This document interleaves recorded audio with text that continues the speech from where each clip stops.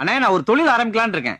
3 தொழில் செலக்ட் பண்ணிருக்கேன். இந்த 3 விரல்ல எந்த விரல்ல தொடறீங்களோ அந்த தொழிலை ஃபிக்ஸ் பண்ணிக்குவேன். இந்த காலத்துல அவன் வெட்டித்தனமா ஊரை சுத்திக்கிட்டு இருக்கும்போது ஒரு தொழில் பண்ணணும்னு நினைக்கிற பத்தியா? நீ மனுஷன்டா. அதானே? அது இல்ல இதானே? அது இல்ல இது இதானே?